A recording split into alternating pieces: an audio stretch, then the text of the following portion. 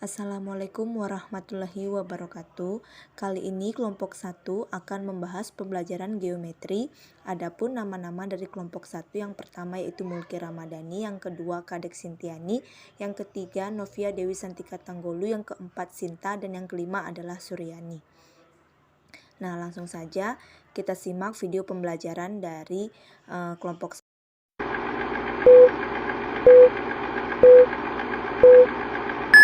Langsung saja kita masuk pada pokok pembahasan. Yang pertama ada pengertian dan pengelompokan bangun ruang. Yang kedua ada kedudukan ruas, garis, dan bidang pada bangun ruang. Yang ketiga ada unsur-unsur bangun ruang. Yang keempat ada rumus Euler dan contoh soal. Pengertian dan pengelompokan bangun ruang. Pengertian bangun ruang. Bangun ruang merupakan salah satu objek matematika yang mempelajari mengenai bangun tiga dimensi. Seperti apakah bangun tiga dimensi tersebut? Bangun tiga dimensi merupakan bangun yang memiliki volume atau isi. Bangun ruang memiliki beraneka ragam bentuk serta banyak diterapkan dalam kehidupan sehari-hari. Pengelompokan bangun ruang. Bangun ruang itu memiliki beberapa macam berdasarkan bentuknya. Bangun ruang dibagi menjadi dua, yaitu bangun ruang sisi datar dan bangun ruang sisi lengkung. Bangun ruang sisi datar meliputi kubus, balok, prisma, dan limas. Bangun ruang sisi lengkung meliputi tabung, kerucut, dan bola. Bangun ruang sisi datar yaitu ada kubus, balok, prisma, dan limas. Baik, kita masuk ke bangun ruang sisi lengkung. Di sini kita bisa lihat bangun ruang sisi lengkung itu terbagi atas 3 tahap. Tahap pertama itu tabung. Di sini kita bisa lihat struktur dan bentuk tabung, dan yang kedua ada kerucut, dan di sini juga sudah tertampil bentuk dan struktur kerucut, dan yang ketiga ada bola. Di sini juga ada sudah tampil bentuk dan struktur bola. Lanjut, bangun ruang sisi datar. Bangun ruang sisi datar ini terbagi atas beberapa. Yang pertama itu ada kubus. Kubus merupakan bangun ruang sisi datar yang memiliki 6 sisi yang berbentuk persegi. Bangun kubus memiliki 12 rusuk yang sama panjang. Diagonal rusuk kubus ada 4 dan bidang diagonal kubus ada 6. Di sini kita bisa lihat struktur dan bentuk kubus. Kubus mempunyai 12 diagonal sisi dengan ukuran yang sama panjang dan mempunyai 8 titik sudut. Semua sudut dari kubus adalah sudut siku-siku. Yang kedua, bangun ruang sisi datar. Yang kedua itu ada balok. Balok merupakan bangun ruang yang dibatasi oleh 3 pasang sisi sejajar yang berbentuk persegi atau persegi panjang. Dengan setidaknya terdapat 1 pasang sisi sejajar yang memiliki ukuran yang berbeda. Baik, di sini sudah ada tampilan bentuk dan struktur balok. Jumlah bidang sisi pada balok ada 6. 4 sisi berbentuk persegi panjang dan 2 sisi berbentuk kotak dan sejajar. Mempunyai 12 rusuk, 8 pasang rusuk merupakan sama panjang. Total jumlah sudut ada 8, mempunyai 12 garis diagonal bidang atau sisi dan 4 garis diagonal ruang, dan mempunyai 6 bidang diagonal. Baik, di sini saya akan menjelaskan tentang bangun ruang sisi datar. Prisma merupakan salah satu jenis bangun ruang yang dibatasi oleh sisi alas dan sisi tutup, serta sisi-sisi tegak yang berbentuk persegi atau persegi panjang. Prisma segitiga adalah bangun ruang 3 dimensi yang memiliki bentuk alas dan juga atau penutup berbentuk segitiga, dan juga prisma segitiga memiliki selimut yang berbentuk persegi panjang. Prisma segi 4 adalah bangun ruang 3 dimensi yang memiliki alas dan juga atap berbentuk segi 4 dan memiliki selimut sisi samping berbentuk persegi panjang. Prisma segi 4 ini bisa juga disebut sebagai kubus. Kemudian prisma segi 5 ini adalah bangun ruang 3 dimensi yang memiliki atap dan juga alas berbentuk segi 5 dan memiliki selimut berbentuk persegi panjang di sisi sampingnya. Kemudian prisma segi 6 adalah bangun ruang 3 dimensi yang memiliki alas dan juga atap berbentuk segi 6 dan juga memiliki selimut yang berbentuk persegi panjang di sisi sampingnya. Di sini sudah ada contoh dari macam-macam prisma yang saya jelaskan tadi. Kemudian bangun ruang sisi datar yang keempat yaitu ada limas.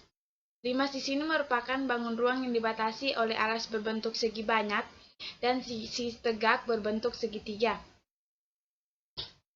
Limas segitiga adalah limas yang mempunyai alas berbentuk segitiga. Bentuk segitiga tersebut dapat berbentuk segitiga sama kaki, segitiga sama. Kemudian limas segi 4 adalah limas yang mempunyai alas berbentuk segi 4. Alas tersebut dapat berbentuk persegi, persegi panjang, trapesium, belah ketupat, layang-layang, jajar genjang, dan lain-lain. Kemudian limas segi 5, yaitu salah satu jenis limas yang mempunyai alas berbentuk segi 5.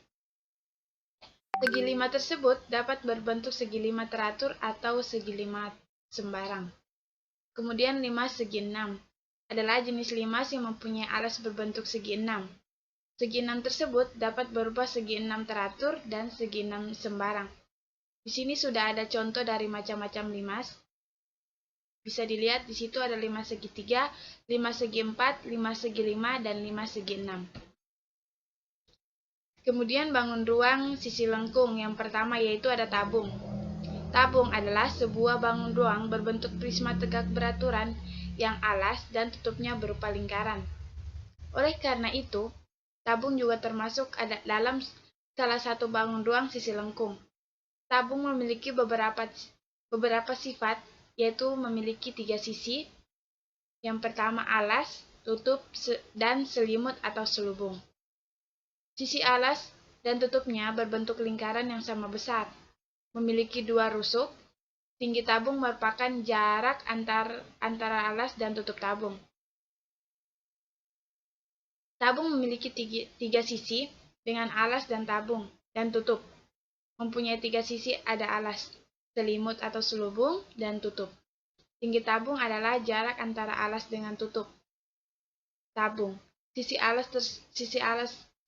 serta tutupnya berbentuk lingkaran dan sama besar. Bangun ruang tabung adalah sebuah bangun dari ruang 3 dimensi. Sekarang kita masuk pada poin yang kedua, yaitu kerucut.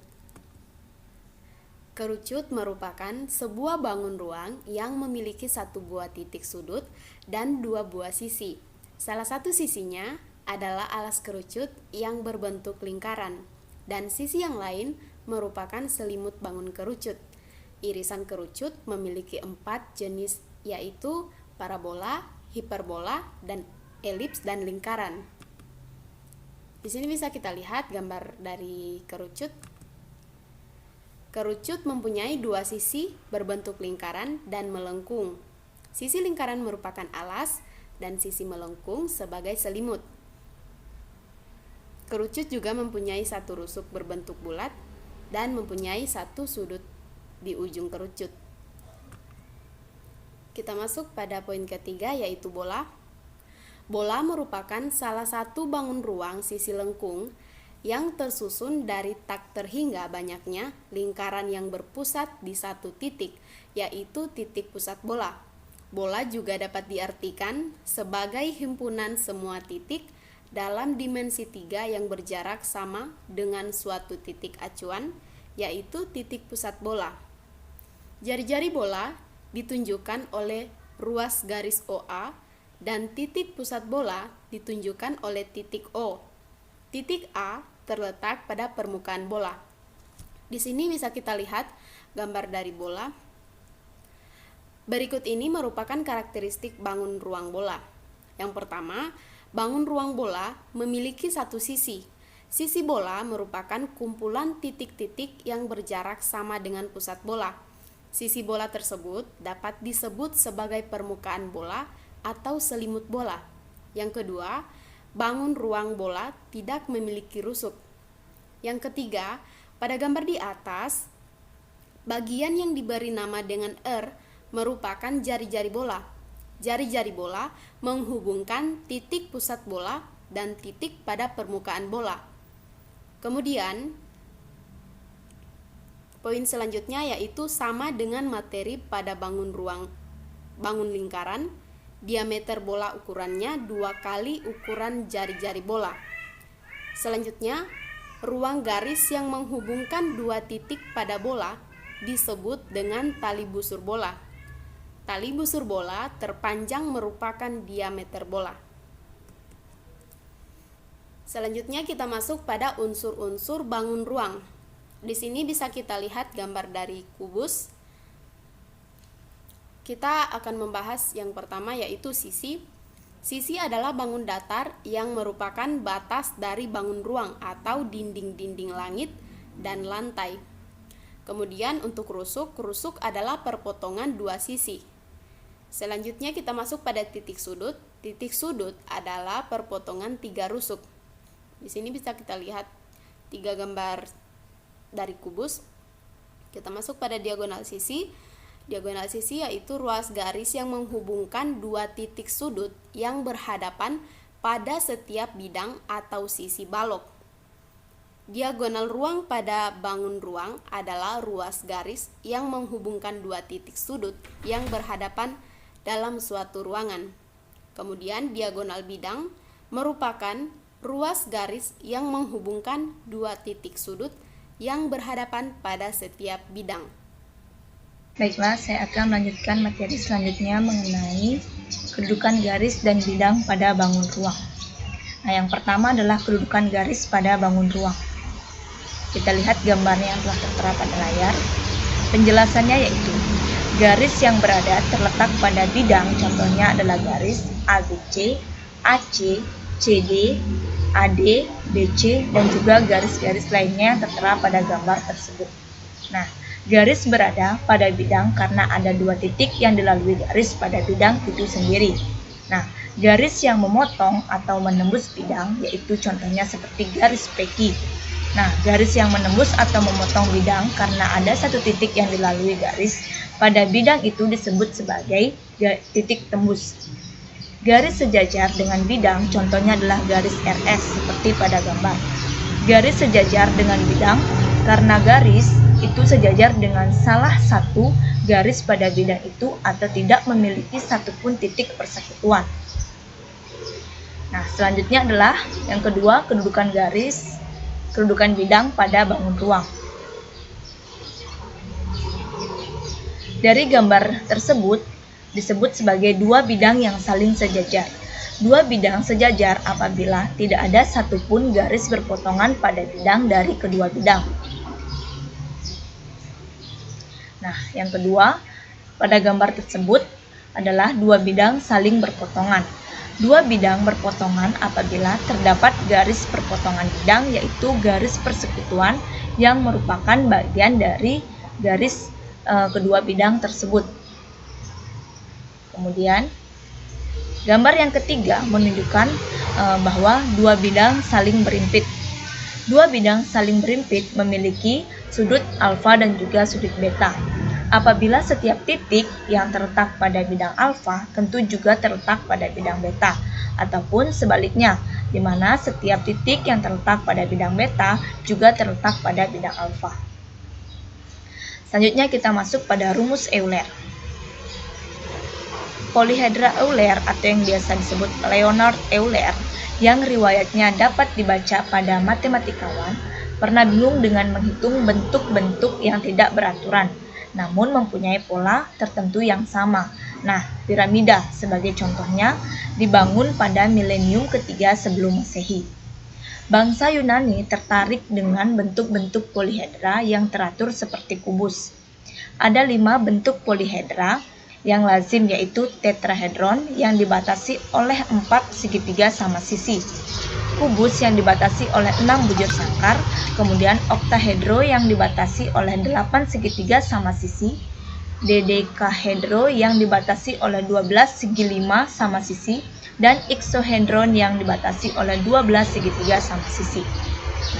Euler ternyata mampu memberikan rumus, yaitu jumlah bidang pembatas ditambah jumlah sudut atau tepi yang sama dengan adalah jumlah garis penghubung ditambah 2. Atau dengan notasinya bisa diubah sebagai F sebagai jumlah bidang pembatasnya atau face ditambah E atau jumlah sudut atau tepi atau edges, kemudian sama dengan V atau jumlah garis penghubung atau vertices dan tambah 2. Atau bisa juga tuliskan sebagai rumus Eulernya, yaitu S sebagai jumlah bidang pembatasnya, T sebagai jumlah sisi titik sudutnya, R sebagai jumlah garis penghubung, tambah 2.